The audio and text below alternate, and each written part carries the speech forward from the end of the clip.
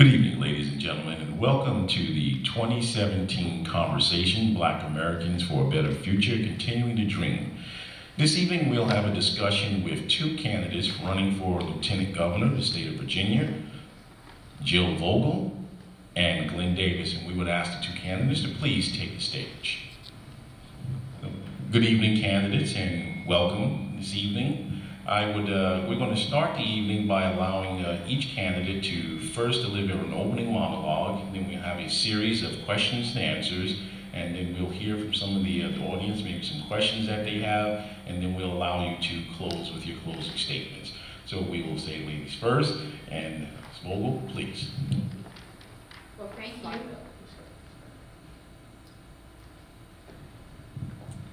Is that better?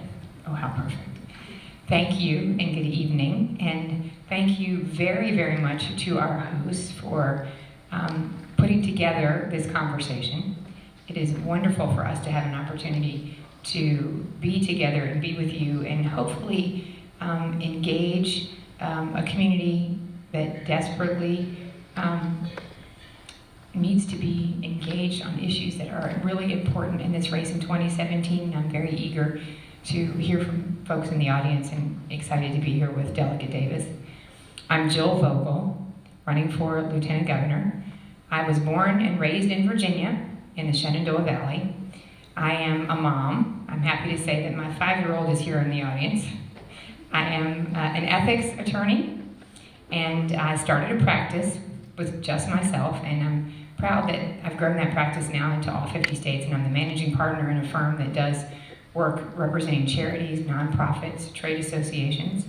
And something I'm proud that our firm did is when the IRS was targeting conservative groups around the country, we defended them. Because among the things that are really important is your First Amendment speech right and your ability to engage. And again, that's what this discussion tonight is about, is encouraging people to engage. And again, I am so grateful for those who have organized this. Many, many people are not aware that we have an important election in 2017. And in fact, in just 34 days, we have an important primary election on June the 13th. And I know Delegate Davis and I are working hard to encourage people to participate.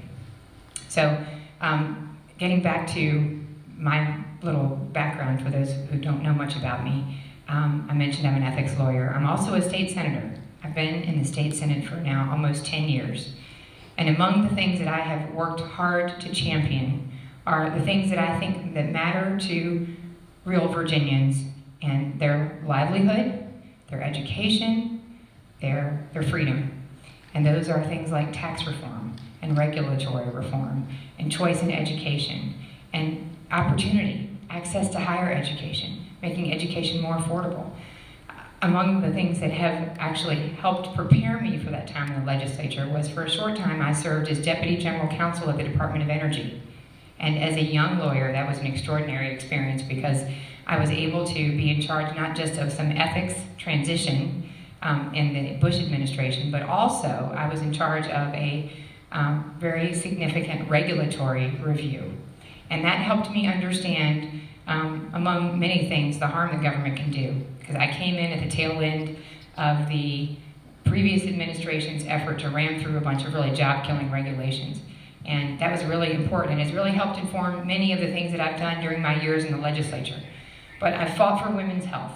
I fought for issues affecting children with autism. I fought for people who need access to things like CBD oil. I fought for industrial hemp. I fought for agriculture. So there's so many issues that we in the legislature have worked hard to address that I have made priorities of mine. They are issues that transform Virginia in terms of the efforts that we make, and I hope that these will be some of the core things we'll talk about in this discussion tonight. So thank you. Thank you for having me. Well, good evening, and I want to thank everyone for holding this event as well, for us to have this dialogue. A little bit about myself. As mentioned, my name is Glenn Davis. I'm honored to have been a state delegate for the last 4 years, representing the middle of Virginia Beach. Prior to that, I was on the Virginia Beach City Council for 5 years, and also had the honor back in the mid-90s to be Bob McDonnell's legislative aide.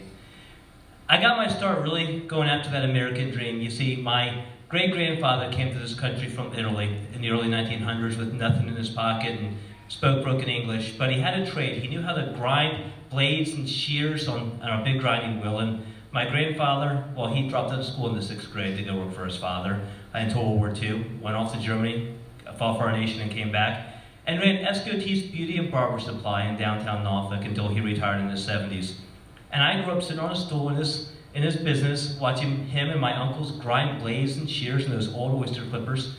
And my mom tended to the clients. And that's where I first learned about the American dream. It didn't matter where you were born. It didn't matter who your parents were, how much money they had. All that mattered is, did you have the ability to sacrifice, and did you have the perseverance and the dedication to create something for yourself, your family, and that next generation? So when I lost my job 6 weeks before Christmas in 1999, and I had that choice to move back in with mom and dad, or do I create my own business, I did the latter. And I started an IT company out of a one-bedroom apartment that 8 years later became one of the fastest growing IT companies in the US, according to Inc. magazine. And I did it because I understood the American dream. I understood it was all about just, do you have the ability to work hard to go after what you want in life? And that American dream, well, is starting to slip away. You see, we used to celebrate those that created opportunity, that took risks and went after that American dream, but more and more we're penalizing them. We're taking more from them to give more to those that think government entitlement is a career choice. And those that find themselves needing that handout and on what we consider an entitlement program, we don't help them get off that program. We keep those programs hostage. We never actually help them get back on their feet fully again and reach their full potential.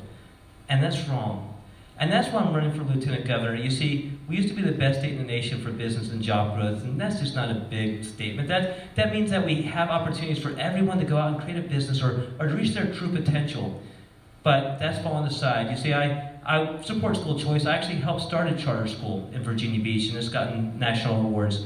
I've been that small business person that at some points never thought I was going to be able to make ends meet. I was the person that didn't know how I was going to get to that next paycheck, but we did. And my goal as Lieutenant Governor is to bring innovation and opportunity all across the Commonwealth for all Virginians to reach their full potential. And those that find themselves in a tough place in life, to help them get out and reach their full potential for them and that next generation behind them as well. Thank you again for having us. I really appreciate the opportunity. Well, thank you, candidates, Senator Vogel and Delegate Davis. Thank you for those opening comments. Now we're going to hear a few words from our organizer, Mr. Raynard Jackson. And after Mr. Jackson makes a few comments, we'll begin a question and answer session with our two reporters that are here this evening. Mr. Jackson. But Senator Vogel and Delegate Davis, thank you so much for taking our time to come and share with us. A lot of times, Republicans are accused of not wanting to dialogue with the minority community, and I've had conversations with both of you all over the months and years, and I know that you two are firmly committed to creating a diverse party. So let me tell you all just a little bit about Black Americans for a Better Future. We are a 527 super PAC set up to get more blacks involved in the Republican Party, and we focus strictly on the black entrepreneur. And so we work in tandem with our counterparts in the Hispanic, Asian, American Indian communities throughout the country to help diversify the Republican Party. And so, of course, we as business owners, we have a vested interest in the tax climate, the business climate in Virginia especially. And one of the reasons when I moved up here years ago, I moved to Virginia and never lived in DC and Maryland because Virginia's always been one of the lowest tax states in the country. And hopefully whoever wins, you are gonna make sure it stays that way.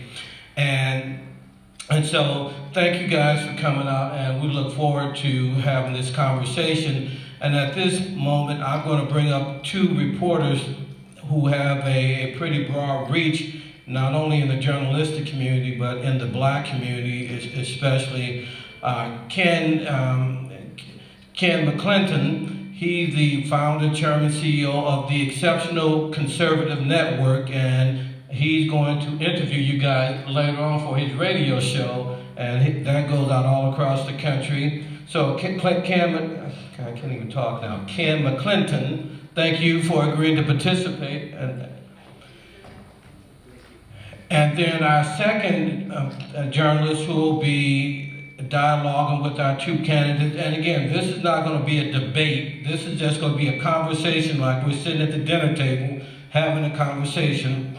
is Freddie Washington. He's the editor of the National Newspaper Publishers Association as well as Black Press USA, which is a consortium. It's basically a black version of the AP. This goes out to all the black newspapers across the country, and they have a wire service. And so, again, he's going to interview you guys individually and do a profile of each of you guys to put up on the website. And then that's 3 black newspapers in Virginia, and they'll run there. So, Freddie Washington, welcome, and thank you for agreeing to participate. And I'm going to take, while Freddie's getting acclimated here, I'm going to use my prerogative as the chairman to ask the first question. Then I'm going to take my seat, and then I'm going to leave it to Ken, you and Freddie, just kind of have a conversation with Senator Vogel and Delegate Davis. And once you all have a little bit of time, we'll take some questions from the audience, and I may have a couple of other questions. So my first question is, can you all tell us what the role of the Lieutenant Governor is in Virginia? Because it varies by state as to what that role is and how much influence that position may or may not hold. So tell the audience a little bit about what is the role of the Lieutenant Governor in the Commonwealth of Virginia. Sure. Do you want either one to start, or? You care who goes first? Oh, sure. So constitutionally, the Lieutenant Governor presides over the Senate. The Lieutenant Governor votes in the case of ties in certain cases, and obviously he's there if the governor should not be able to continue. What's interesting and what I've always enjoyed about looking at this role is not what the Constitution says you can or cannot do, but what it kind of leaves that gray area. You see, I've spent a good chunk of my campaign for Lieutenant Governor looking at bringing economic opportunities to Virginia, innovation. I've been out to MIT to bring research and development back for coal initiatives in Southwest Virginia. I've been overseas on my own dime to bring back potentially manufacturing opportunities to Virginia. I'm an entrepreneur. I'm the guy that goes and finds challenges that are affecting communities and affecting different localities, and then I look for answers, and then I find ways to implement them. So as much as the Constitution says that you only have to truly sit there and maybe break ties and preside over the Senate and some other things, it's what it allows you to do from economic opportunities to reach the American dream is why I'm running. So the Lieutenant Governor, as he mentioned, you're President of the Senate, so you have a significant role in terms of providing leadership in the Senate, in your caucus. You can help drive much of the legislative agenda if you are willing to engage. You have the ability, obviously, to cast a tie-breaking vote. And in a Senate that is currently 21-19, that is actually, can be a significant role that you play. But more than that, and this is really important, you don't just have to stop there. The Lieutenant Governor does not have to be a passive, mirror-potted plant that just stands there with a gavel and then goes home. Because there was a time when we had a Republican Lieutenant Governor who did more. And that is what I would love to see us return the Lieutenant Governor's office to represent more of what it did when Bill Bolling was Lieutenant Governor. And he really was deputized as sort of the chief economic growth and chief sort of jobs growth officer.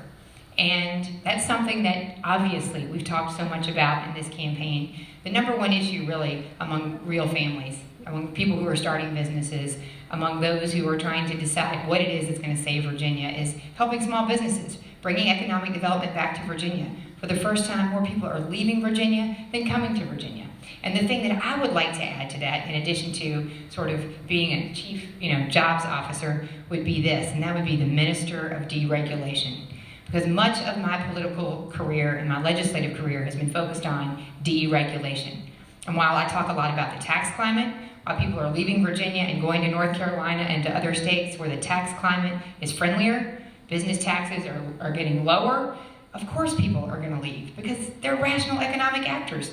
But here's the other thing, the thing that is the dirty secret that many people don't realize, and that is for young people, for people in economically depressed areas that don't have access to a lot of capital, the really big burden is regulation. That has more of a killing effect on your ability to be an entrepreneur and to succeed.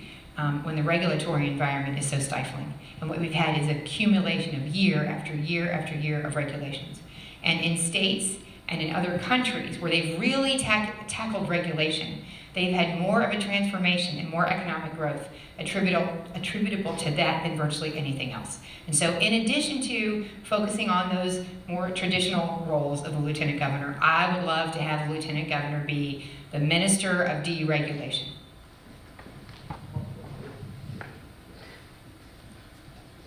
Senator Davis, I'm blaming this on you. I introduced Freddie as Freddie Washington. He and I were talking about Freddie Boom Boom Washington from Welcome Back, Kotter. It's Freddie Allen, and I know I'm gonna pay for this. Freddie Allen for being in. So, Senator Davis, I'm blaming you on that. Is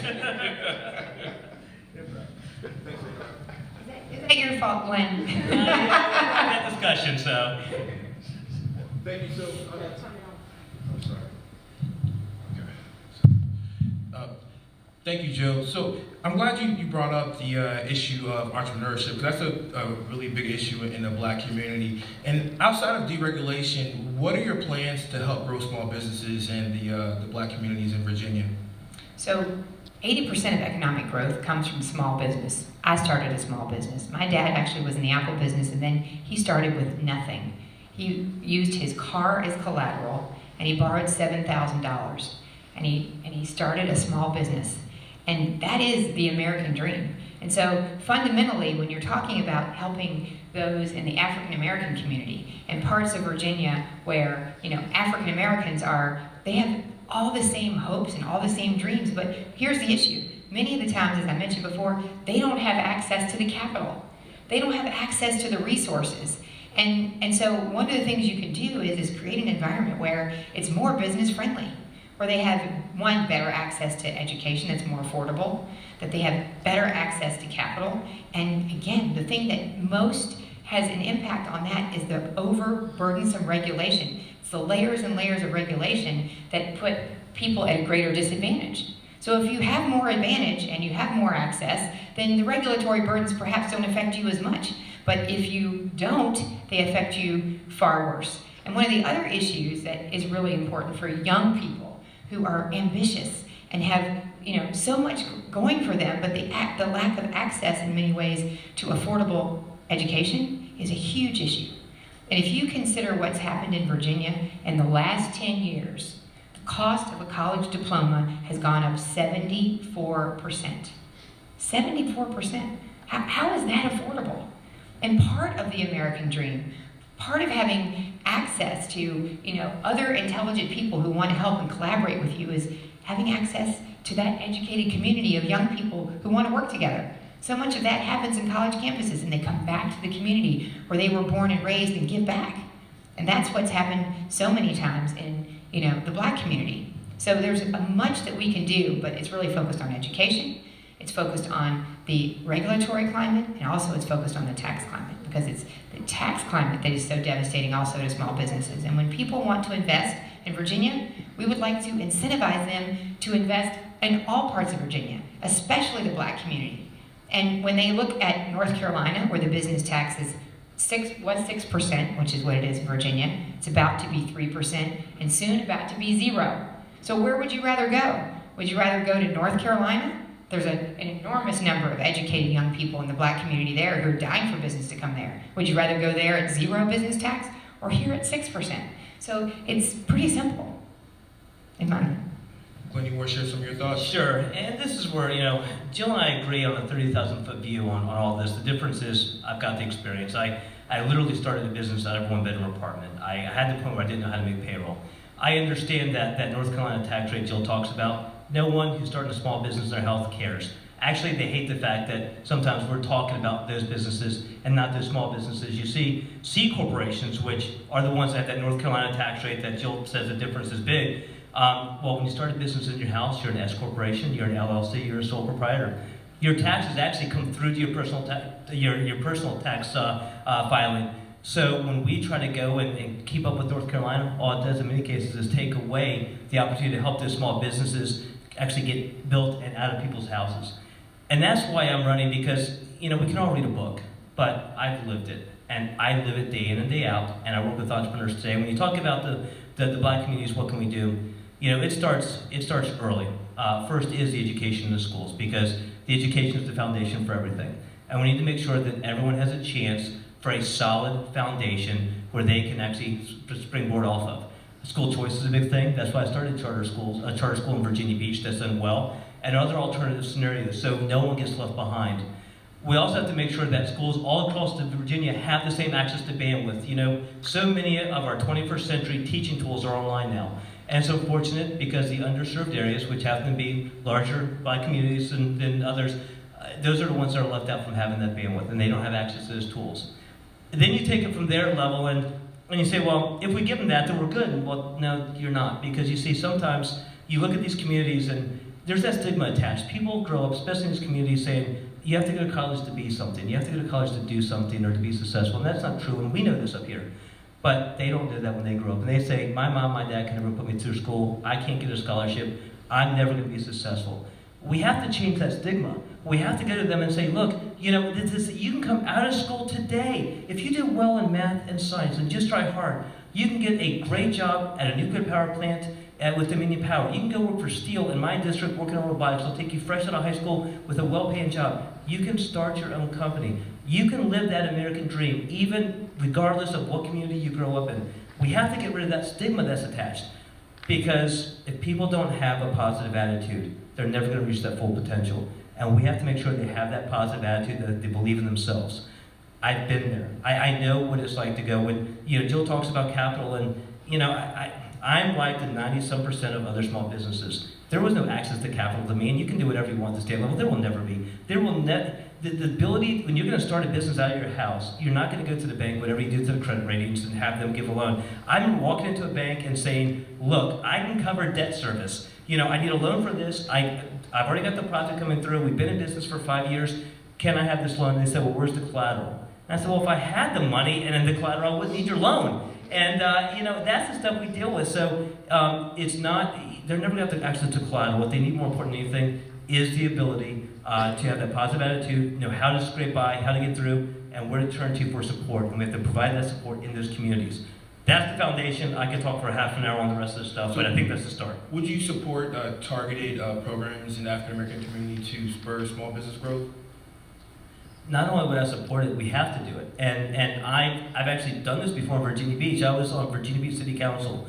I was on the Minority Business Council, and we did outreach to those communities and helped minority communities and minority businesses not only help with getting contracts in the localities, but also become mentors for that next generation behind them, because that's where those role models come from. So I don't think it's a matter of would we support it. I think there's no option. We have to do that. Thank you. In lockstep regarding the conversation,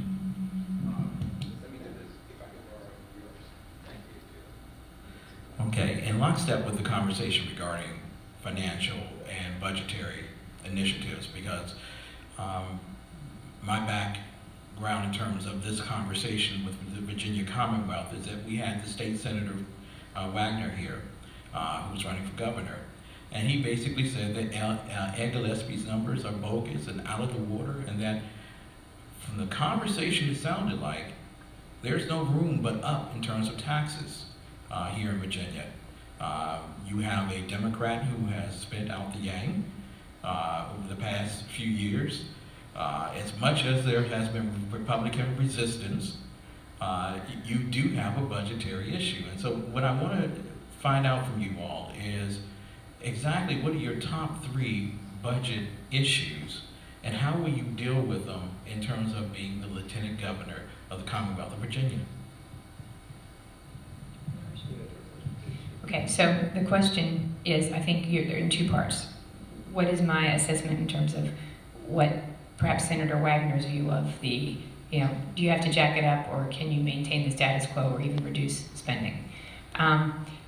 My view is sometimes different. I have great respect for Senator Wagner. I've served with him. He is very smart, and he has done an extraordinary job in advocating for tremendous amount of important work in the Commonwealth of Virginia, especially in his work on the Finance Committee. However, I have a different view from many of my colleagues in terms of where our issue is. I don't believe that we have a revenue problem. I think we have had, over time, a spending problem. And for example, I introduced legislation this year that was effectively an anti-ratcheting bill. It prevented us from consistently, year after year, growing the size and scope of government. Because I believe when you transfer resources from the private sector into government, you're actually doing an enormous disservice to our communities. I think that basically the private sector does things better than government does. And I think that that's been consistently, I don't think there's any doubt about that. If you watch, look at healthcare. When government takes over healthcare, you get poorer outcomes. I just think when there's competition, whether it's competition in education, we talked about charter schools. I also started a charter school. So my view of it is less is more. And I am the only candidate running for lieutenant governor who signed the no tax pledge. And I have kept that pledge as long as I have been in the Senate of Virginia. I have served on the Finance Committee, and I have maintained my commitment to the Commonwealth's priorities, which are, investment in K-12, being focused on higher ed, being committed to our community colleges, being committed to transportation, being committed to salary increases for our teachers, being focused on compensation for our state police, for our constitutional officers. In fact, this year, while I served on the Finance Committee, I chair the Finance Subcommittee that's in charge of all the state's technology, all of the state's employees, the court system, all of public safety. We had a $1.5 billion budget shortfall.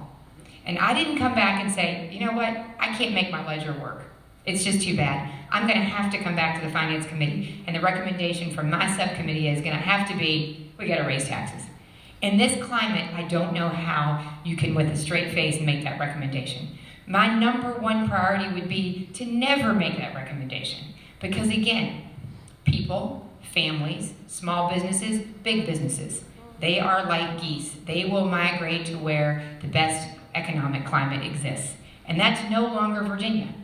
We used to be number one best place to raise a family, number one best place to start a business, best place to be an entrepreneur. We're not anymore.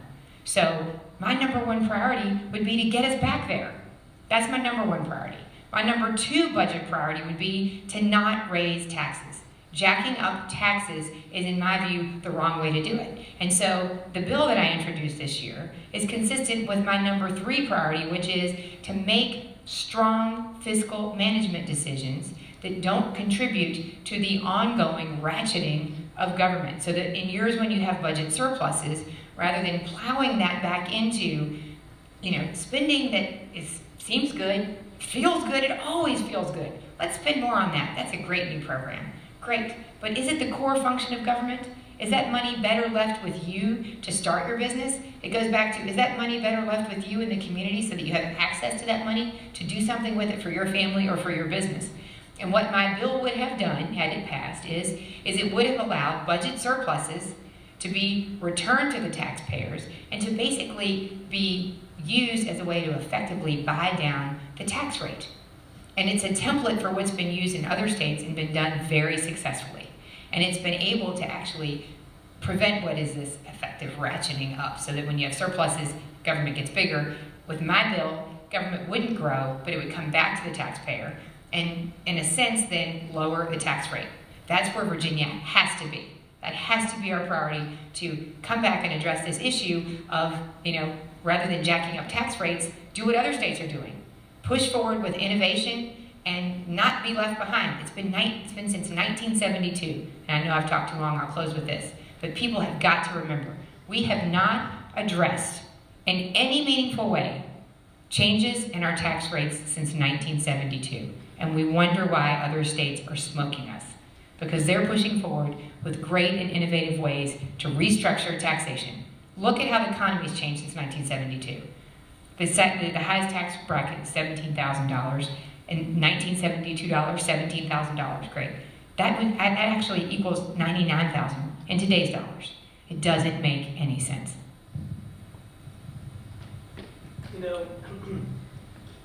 We have to make sure we have. We have to make sure we have the right budget priorities, and taxes, tax reform. Those are definitely areas that we have to pay attention to. But this is truly where the rubber meets the road, and it comes down to the details. When we talk about the tax rate, once again, the C Corp, that idea of that big corporation. This is not you and I starting a business out of a house. This is not us getting together for, this go start a firm. Those are the big companies, and the majority of them don't pay taxes in Virginia, even if they're here. They have got great, well-paid accountants. They find ways to move money around across other states. And that takes money away from other priorities we have, whether it's schools, whether it's helping small business people. It's always about the details. We all hear sound bites, and they give us a warm and fuzzy. But the details is where the rubber meets the road, we get things done, and we truly help people. Right? I haven't signed a new tax pledge. I can tell you I have no intention of raising taxes. It would be wrong to do, and we can't go that route. It would make us worse. But, a pledge doesn't put food on people's table. It doesn't give businesses help. You want me to sign a pledge? I'll sign a pledge that we'll be #1 again for business and job growth. There's my pledge. That requires me to go do something, not to not do something. I've always kind of been about action. As far as my priorities go when it comes to a budget, it's making sure that we prioritize the things that are most important. One is education. We have to make sure that the kids in Virginia, all kids in Virginia, have that foundation to compete in the 21st century global economy. Look, it's simple. When I graduated high school, I thought, I'd be competing regionally. Maybe I'd compete on the East Coast for my job. I never thought I'd compete nationally nor globally, but that's what the kids of today are doing. We have to make sure that they're prepared and they have the right technology in the schools and the right opportunities. The second thing we need to do is invest in our infrastructure. We want to talking about raising revenue from our economic opportunities and creating those economic opportunities. You need to create an environment where businesses succeed. That means roads. That means making sure the port that we're growing on over in Hampton Roads can get those trucks all the way across down 81, so it grows businesses all the way through that corridor. And we have to make sure we continue investing in that infrastructure. And the third thing we need to do is our public safety. You see, we have turnover in a lot of employees that we have at the state. And some people can say, well, at the admin level, if you have a desk job and you're sitting there, maybe at the state capitol, that, if they get hired by North Carolina, so be it, or whatever, and maybe there's some truth to that, but here's the problem. You see, when it comes to our public safety people, when it comes to our police and our sheriffs, you can't be taught experience. You can't be taught street experience. You can't read a book for that. So when these people have the experience to truly be out there and train that next level coming through and know what to expect on the streets because they've done it for 5 years in that same environment, we're starting to lose them. And we can't afford that. And additionally, on top of that, we can't afford to pay people that put their lives on the line day in and day out and put them into the field where I'm worried for them, their families are worried that they may not come home that night. And what happens is they go out there and they're wondering how they're going to pay their bills, how they're going to pay their mortgage, how they're going to put food on the table, as opposed to what that guy around that corner may be doing. We have to make sure that when our people that go out there protect us are in the field, that we give them a salary that allows them to think about what's going on at that point in time, not that they can't cover what's going on at home. I'd like to follow up on that. I'd like to follow up with you again on the priorities because the general manager of Metro just went to Capitol Hill and he stated, I know you all have given me billions of dollars, but guess what? We spent that. And we haven't done anything with it. In fact, we are still working on phase 1 of phase 1. And the Metro still do not run on time, and the transportation, I don't know how many train stations you have in Virginia. I don't believe it's that many. But the federal government has given them an official answer. You need to go back to the state. And you all, the Commonwealth, have been asked to chip into providing over $250 million just to get Metro to where it was in 1979. So my question to you is this. Are you going to chip in and ask these wonderful people from the Commonwealth to pay for something that really doesn't run out into your neighborhoods? Or are you going to stand up and tell the federal government and also the District of Columbia, Maryland, that you all have more stations? It's your business. It's your deal. How will you all handle that? So, not having had the opportunity to sit around the table for those discussions, the first thing I want to do is sit around those tables. You see, I've seen deals, and no deal is inherently good or bad. No ask is inherently good or bad. What is good or bad is where they negotiated in the best interest of the Commonwealth of Virginia and the taxpayers. And that's where I think we need to push a little bit more. You see, there are, like you mentioned, there are some scenarios where we should be able to go back, but we have to have an administration that goes in there and actually negotiates at the table. I've always, when I look at government, and whether it's the local level, the state level, sometimes the federal level, and they negotiate with businesses. And sometimes they're at such a disadvantage because you send sometimes a government employee in there who isn't well versed on negotiations, and the businessman walks out eating their lunch, and you never blame the business for asking, right? So that's why I think it's important that we have a business person in these offices, because they need to walk in there, they need to read through these agreements, so we don't end up negotiating a bad deal and spending more money than we need to spend of our taxpayers' dollars. Yes, we need a metro. The transportation infrastructure is the most important, one of the most important things we have. But I am not going to sit there at carte blanche and say, yes, without seeing anything, without sitting at that table, I'm going to go sign the document.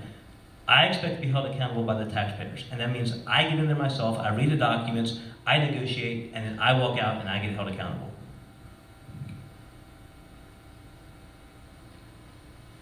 So to answer your question, I think Virginia has to do its share, but not a penny more. And here is where we need to be aggressive advocates, and we need to be talking about investment in transportation, investment in infrastructure that actually works, that has a matrix for accountability. You know, we talked about all these discussions back with, you know, in 2013 when we did the big transportation bill. We talked about we're going to throw all this money, we're going to invest in transportation. But guess what? There's no meaningful investment in transportation or meaningful improvement if there isn't something like Smart Scale that didn't come until much later. If it's not just, you know, politicians who are sitting around making decisions about, well, this seems like a great project, we really want this project. We need real metrics that work. We need to be aggressively advocating for the best deal for every project. And we need to be actually making these decisions based on where the dollars are best spent for the best result. And I would argue clearly, Northern Virginia is one of those places. Hampton Roads is one of those places. It has an enormous negative impact on the economy when people, goods, and services can't move. But here's the downside with where things have been. You're talking about this enormous waste of taxpayer dollars. Another perfect example is 460. Many people know about 460. This was a transportation project that cost $250 million. And guess what happened? We spent that money, and then somebody decided, you know what? Looking at where the best bang for our buck is going to be, it's not going to be 460. We probably need that money maybe in Northern Virginia. So they spent all that money, never once did a shovel hit the ground, and then they decided to cancel the project. That's what we're talking about when we need real leadership. And I believe in getting things done, and I've had a lot of experience working on the finance committee. I've had a lot of experience actually starting a business with one person. And now I'm working in a business that's in all 50 states, and you work with a sharp pencil and you get things done. And you don't sit around and you don't waste people's time. You know, we're all busy people. And I've been able to balance a whole lot in my career. But the number one thing that I have always focused on is not wasting people's time. And we have wasted so much time, so many resources, and so much taxpayer money. And so my commitment as somebody who's going to hopefully serve on a statewide ticket, hopefully serve in statewide office, would be to support strong statewide leadership in the governor's office, because clearly the lieutenant governor doesn't have the ability to go out there and influence these transportation projects. Who are we kidding? But for heaven's sake, to work with strong statewide leadership with a vision in a way that's truly transformative. We've been talking about it. We've had year after year of elected office holders who said, yeah, we're going to deliver, but we haven't done it. We've got the resources, we've got the money, but what we've lacked is the execution.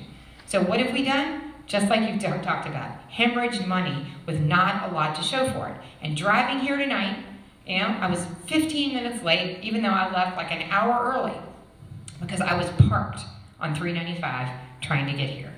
And I mean, really, we have the worst transportation, you know, second in the country almost. I mean, that's an embarrassment. Virginia can do better. And taxpayers should demand that we do better. Because heaven knows we're paying a lot of taxes.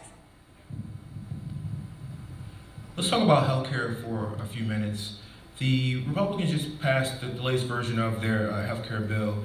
And many people who have been covered under the Affordable Care Act are concerned that they may lose their health care now if a version of the bill also passes the Senate. What are your thoughts on that bill, and also what are your plans to control the rising cost of health care in Virginia? So I've been heavily engaged in the healthcare discussion since it first started.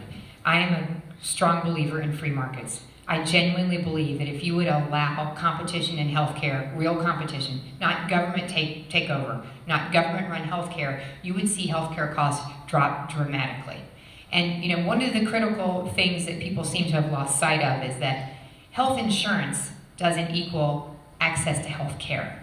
And that's the problem. And as I've had, you know, conversations with people all over the Commonwealth of Virginia, especially in communities where they have lacked access to health care, and they desperately believed that the Affordable Care Act was going to be, you know, the great opportunity for them to solve this problem, it's actually had the reverse impact in many, many cases.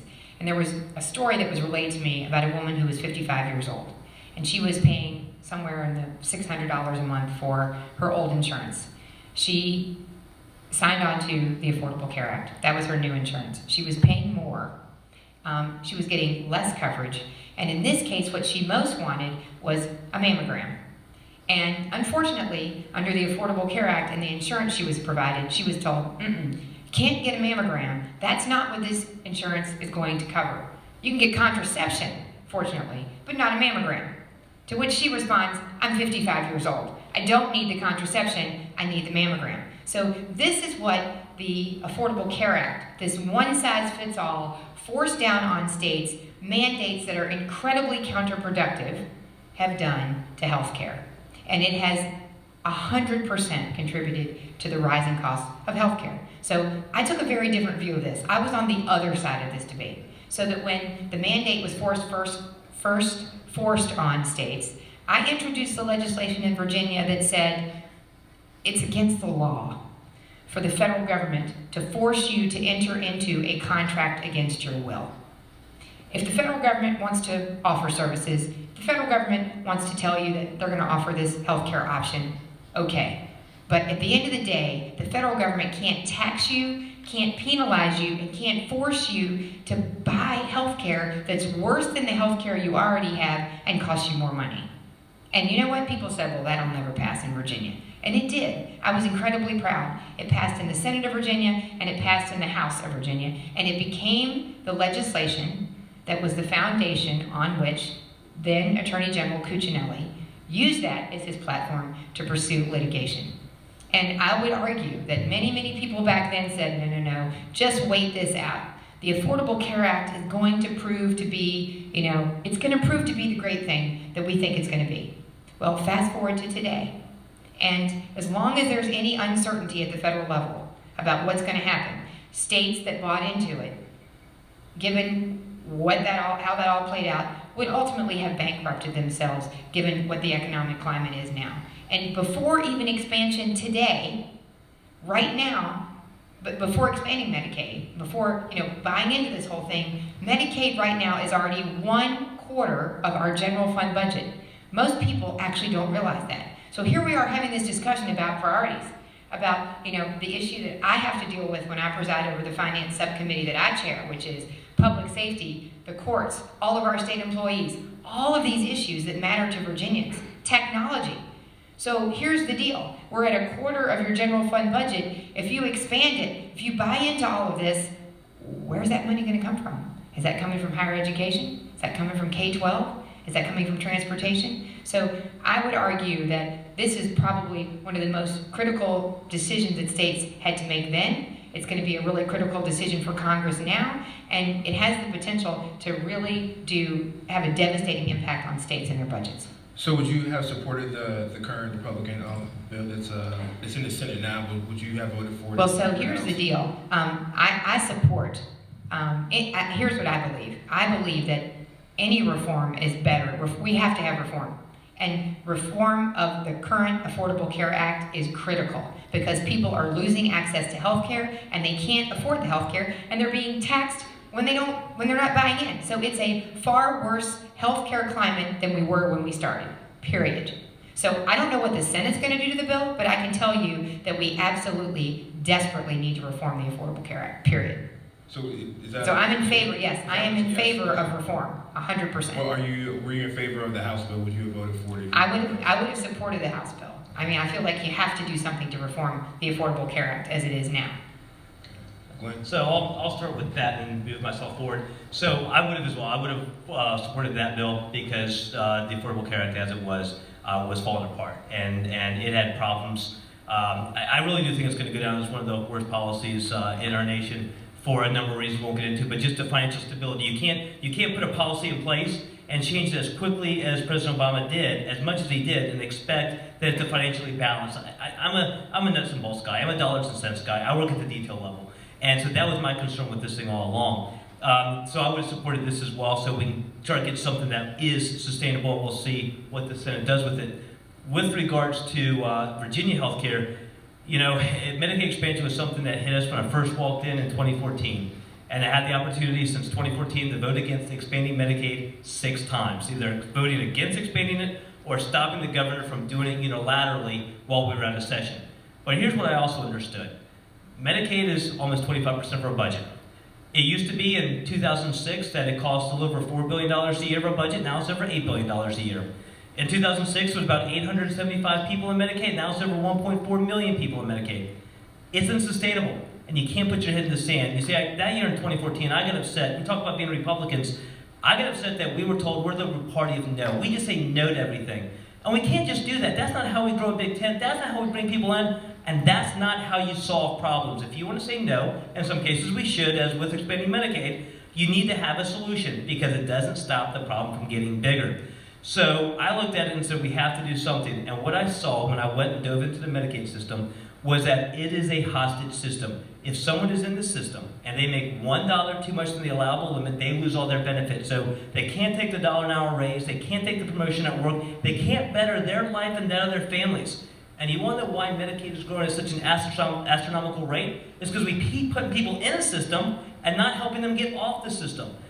And that's what I want to fix. So in 2014, I put a bill in that would have done that. It would have gotten rid of waste, fraud, and abuse. It would have put in some work requirements and looking for work requirements and some community service stuff. And it would help people get off of an entitlement system that better their life and the life of their families.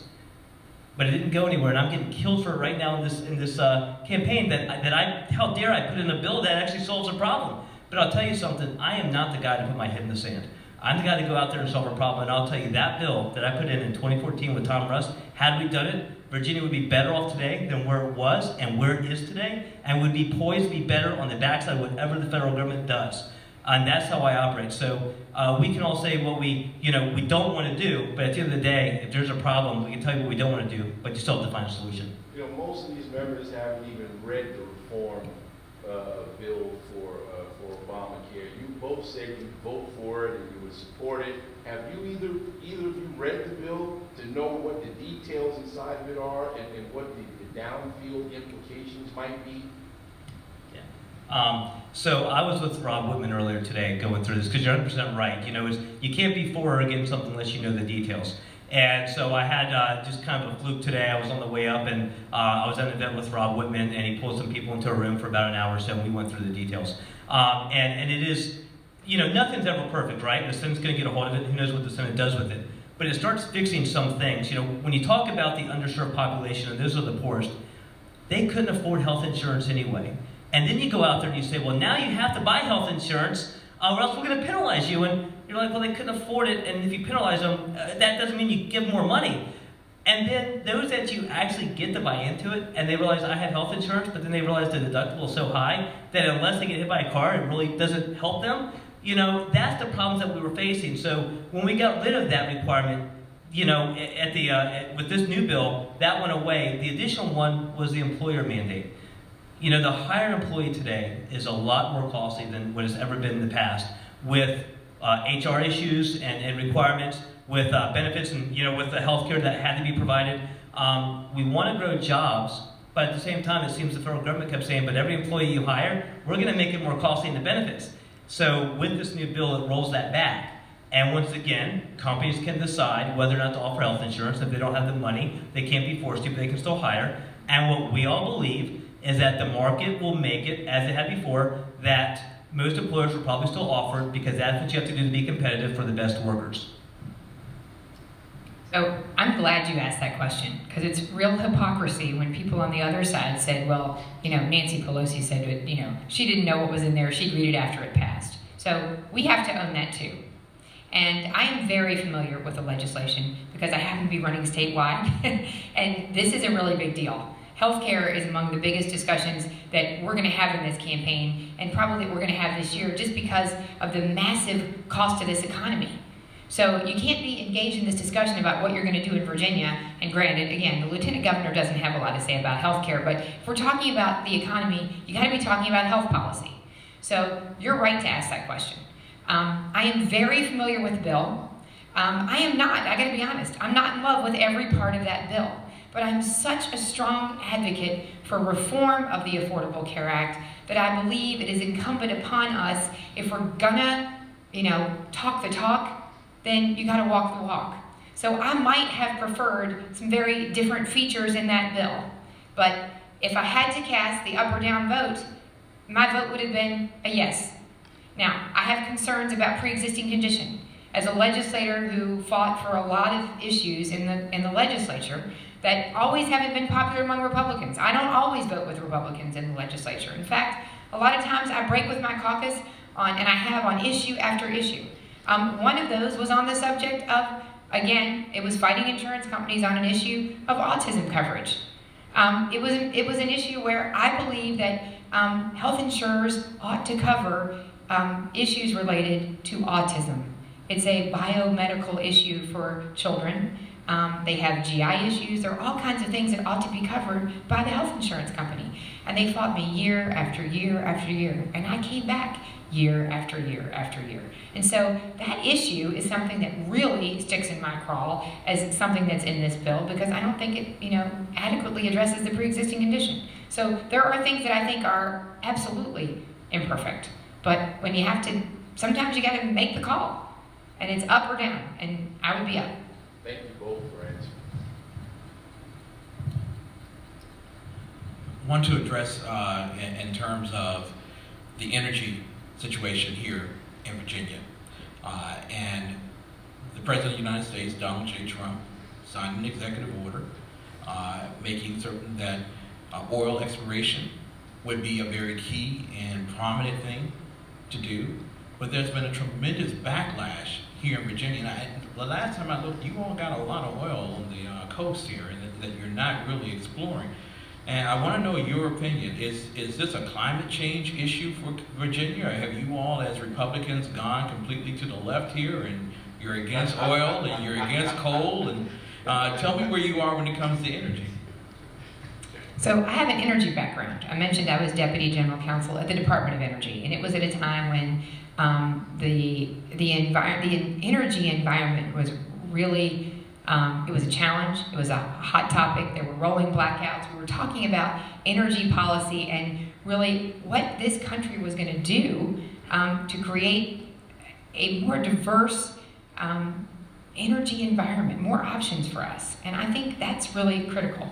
And I think Virginia, in order to be competitive, has to adopt a comprehensive energy policy.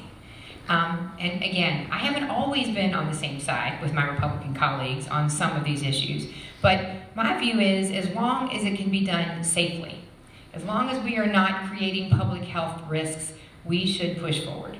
And on the subject of offshore drilling, you just raised that issue.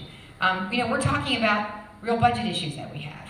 If we were to explore our offshore drilling capacity, we're talking about, 4.7 billion barrels of crude on the continental shelf that's available to us offshore. We're talking about something along the lines of 31 trillion cubic feet of natural gas. That's clean burning natural gas.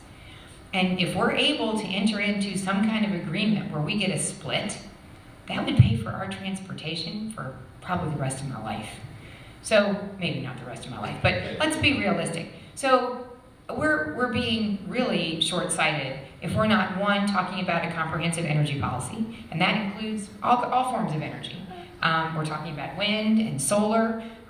It includes natural gas, which is clean burning. But it also means that as long as it can be done safely, that we need to be talking about offshore energy exploration. Absolutely.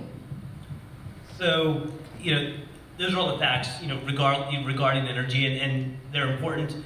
And yes, we need to be exploring all opportunities for energy. And I've probably taken more votes than anyone in the General Assembly on when it comes to offshore drilling. When I was on city council, we had a number of votes we had to take on this for support of different things. And it got to be important because the tourism industry had gotten kind of up in arms over this because of the safety of it can be done. And I sat down with a lot of those in the tourism industry. The military, this was a big issue for them for quite some time as well because they have a lot of areas out there off the coast that they do their training. And they were concerned about offshore drilling and even windmills actually for a while. And we had to sit down with them and work things out. You know, things can be good or bad, but at the end of the day, if things are good, you still have to be able to work with stakeholders to get them in place and make sure everyone's happy and you don't alienate anyone and you also don't drive jobs and opportunities away when you bring something in. And that's the background I have, especially on energy, because I've sat at that table.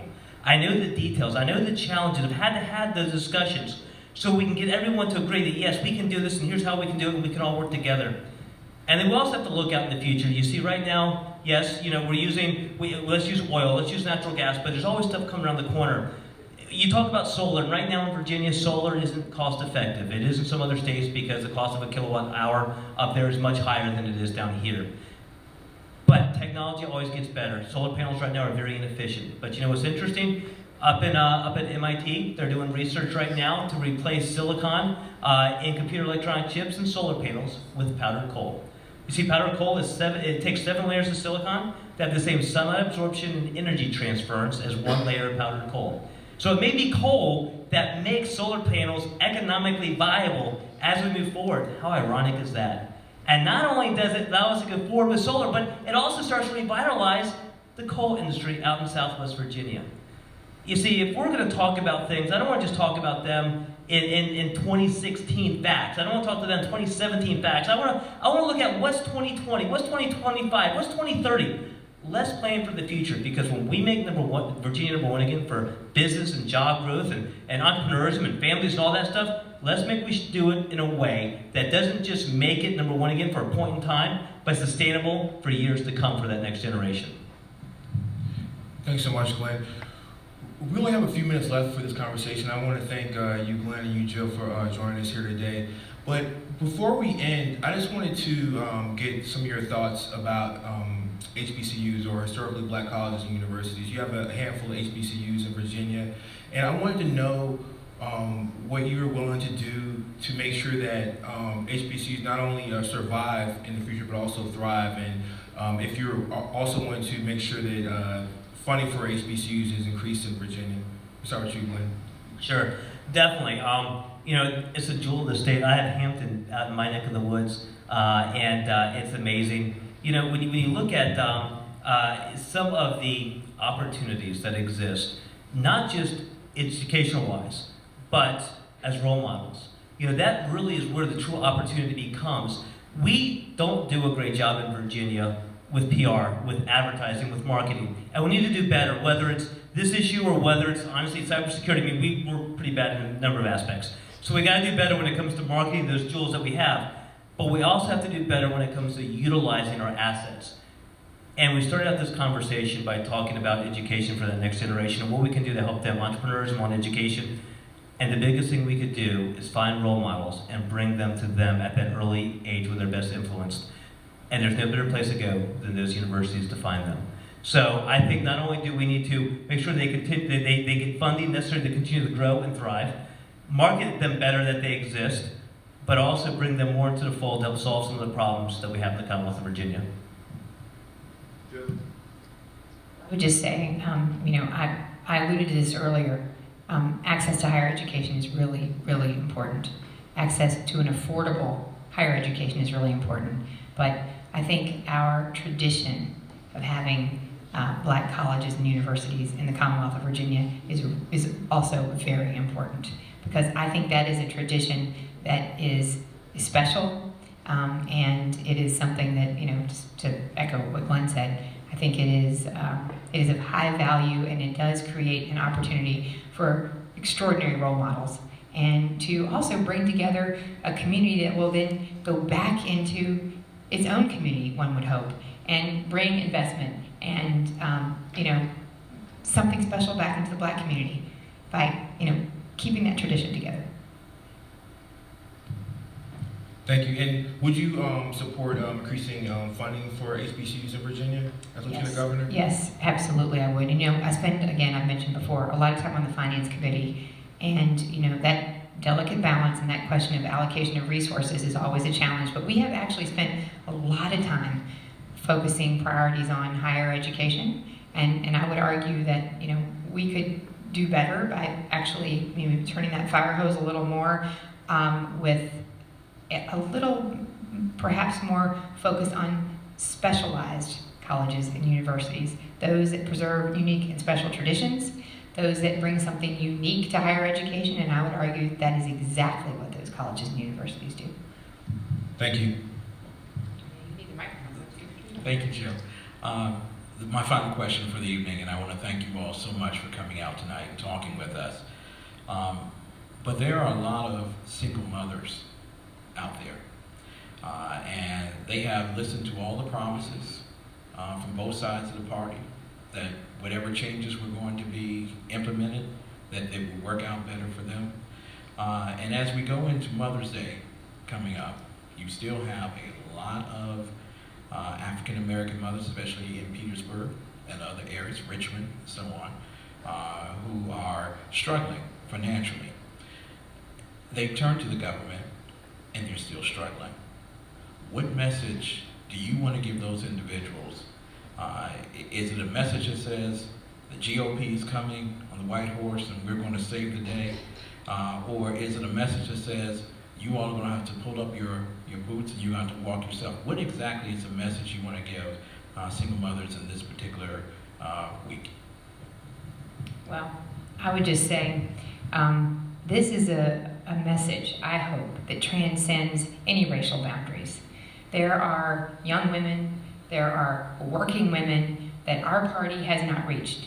And it's not just African American women or Latino women that we don't do a good job communicating with and that don't feel that we're very relatable as a party. But it's women in general, I'll be honest.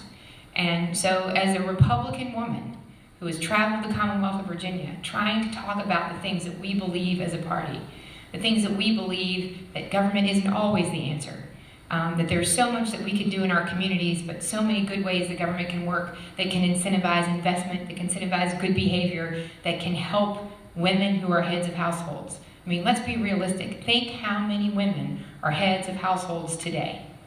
And women have an unusual and often really difficult task to balance the demands of their career, the demands of raising their children.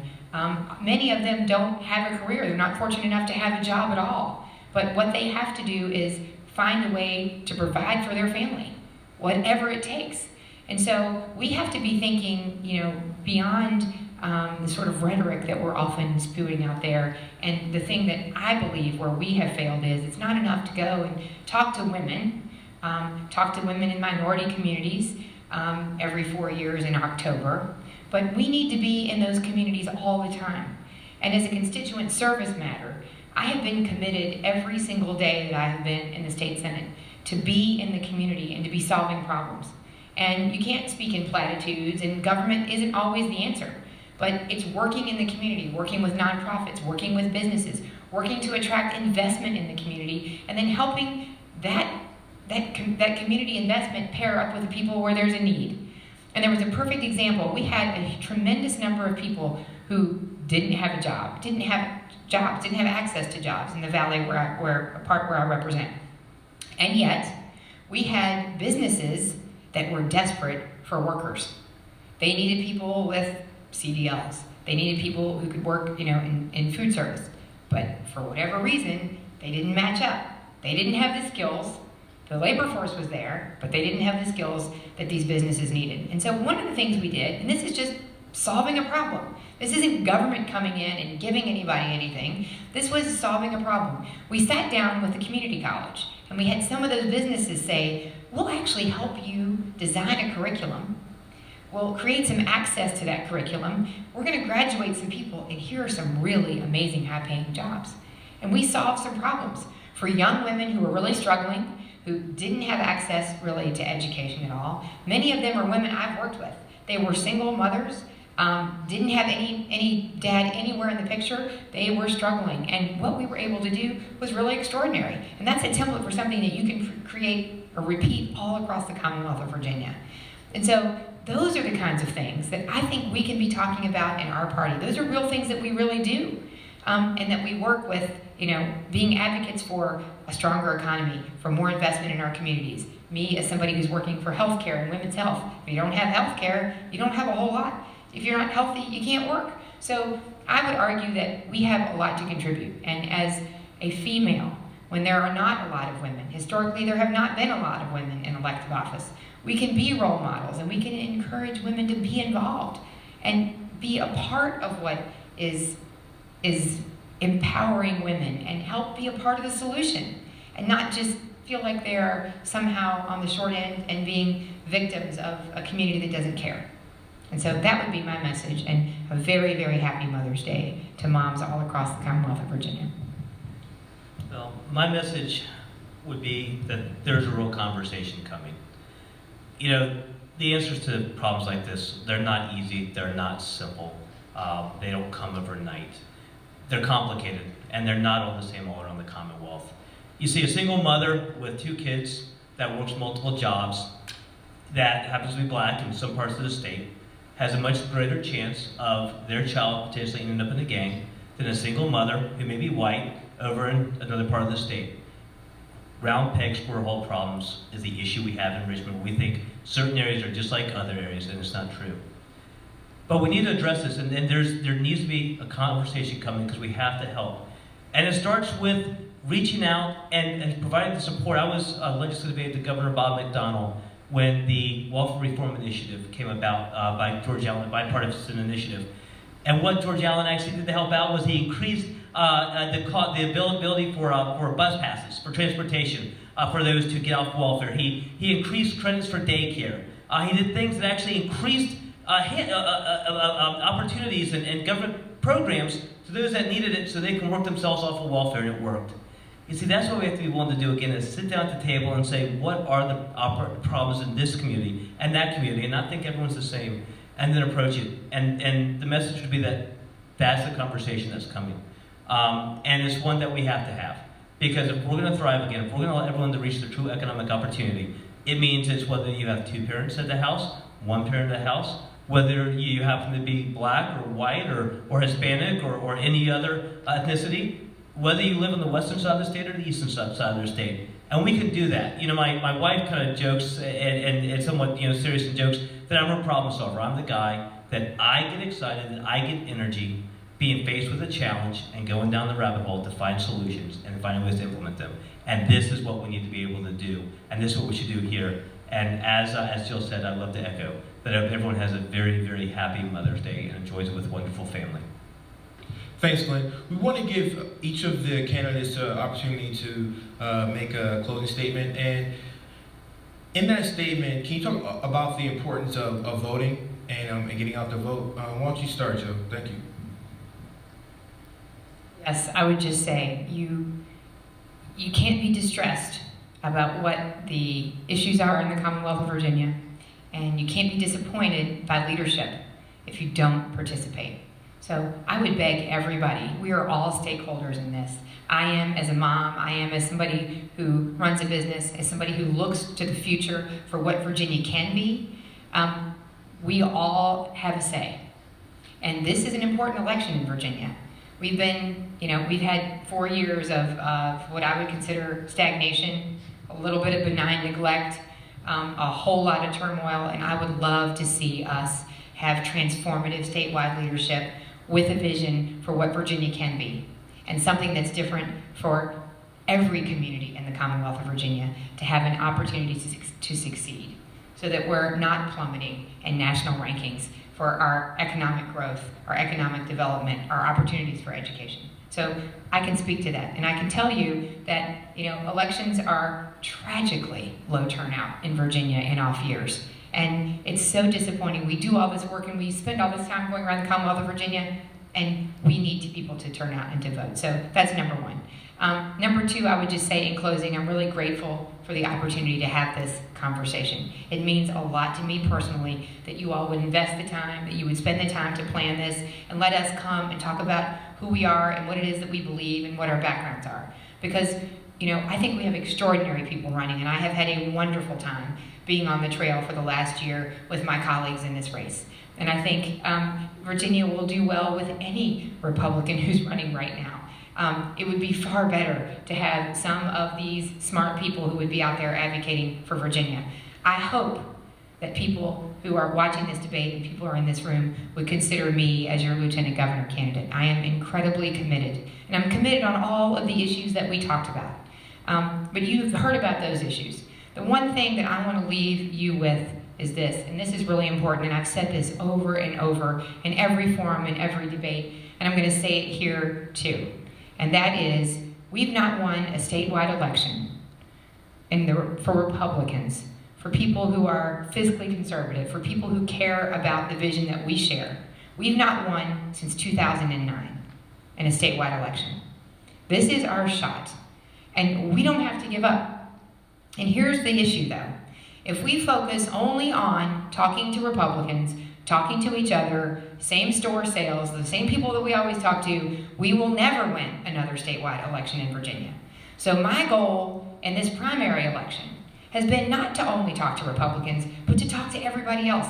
And I've spent a lot of time in Northern Virginia and in Central Virginia talking to folks in the Indian American community and in the Latino community and in the African American community, and trying desperately to get them to understand that the messages that they have heard from the left are not true.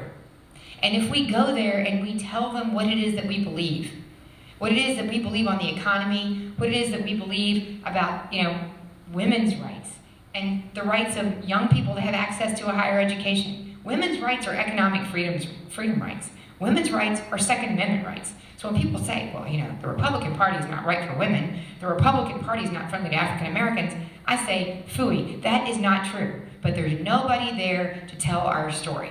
And guess what? If there's nobody to tell our story, we'll never win. So that's what I would just encourage all of the folks who are participating in our primary, who are out there campaigning for Republicans, to go tell our story. But not to the people who already know it. Go tell our story to the people who don't. And I had an extraordinary opportunity to go to an event where it was all Pakistani women, and they were very skeptical. And they said, how is it possible that somebody who's as nice as you are could be a Republican? And I didn't really know how to answer that question. I was like, well, thanks, I think. But by the time we were finished, they were willing to set aside all of the notions that they had about what it was a Republican was. And once they heard from me, who was a mom, who had all the same issues that they had, who cares about all the same things they care about, they were fine. They were all in. They're willing to work to support me. And they might not like all the other Republicans they know, but in closing, that's what I want to leave you with. That is where we can do better. And that's the only way we will win. And thank you again for having me. Good night. Well, voting is the most important opportunity, and I would say obligation we have, I think, in this country. We have a lot of challenges, and we've been talking about them a lot at the state level. But the way to get your voice heard is at the voting box. We need people to do that. And that truly is how you make the difference. So I would ask that anyone that is sitting there watching this or in the audience, June 13th is the primary, the Republican primary and the Democratic primary. So first and foremost, please go out there and cast your vote and have your voice heard. But also, don't just look at and say, I've always looked at voting Democrat or I've always voted Republican, and say, I'm just going to always do that. Now, if you vote Republican, please always come back to the Republican side. But don't just base it on the party platform that you've always thought you kind of followed in the past. Because you see, we've got a problem in Washington. It's called gridlock, and nothing's being done. We need people that are going to have solutions. We talked about it before. There's so much rhetoric going around. Promises being made. Sometimes people don't intend on keeping them. Sometimes they intend and they realize that they can't do it and it's too heavy of a lift. But then you have entrepreneurs and business people. And I'll tell you something. I'm running to make Virginia number one again for business and job growth. And not just for Northern Virginia, or not just for Hampton Roads, or not just for Richmond, but all around the Commonwealth. And if we're number 10 when I'm done, I failed. If we're number 5 when I'm done, I failed. If we're number 2 when I'm done, I failed. I expect to be measured of us getting back to number 1 again. And you do that by going around the Commonwealth and finding economic opportunities for everyone. So please go to the polls and do spread our message. You see, our Republican Party does have the right message. It's economic opportunity. That's what we talk about. That is a true equalizer. That is a level playing field. We just have to sometimes practice it a little bit better. And that's what I'm going to bring to the table. You know, up here we heard a couple of things. We talked about energy, and it was said that, you know, well, that's, as a lieutenant governor, you can't have too much impact on that. And transportation, we can't have too much impact on individual transportation projects. And I'll tell you, historically, that has been true. But I've been told I can't more times in my life than I can count. I wasn't supposed to start a business out of a one-bedroom apartment. I wasn't supposed to acquire a publicly traded company and take it back private. I wasn't supposed to be a 28-year incumbent for a city council seat. But I believed in myself because that's the way I was raised and that's the way I was taught, that it didn't matter what I had. It mattered what I was willing to do. And that's what you're going to have as your next lieutenant governor. Everything we talked about here, there are big problems facing the Commonwealth, and there are big problems facing individuals all across the Commonwealth. And I'm going to go attack each and every one of them by working with individuals to make sure we find a solution so everyone in the Commonwealth can reach their true potential. Thank you again for having us this evening. I really appreciate the opportunity. Thank you for joining us. Glenn and Jill, thank you guys for spending this time with us, and I really appreciate you all taking out all this time. Ken and Freddie Washington, Freddie Boom Boom Washington, Allen. I cannot believe I did that. And we're going to take a couple of pictures and then we'll close it down. And thanks again for everyone for coming.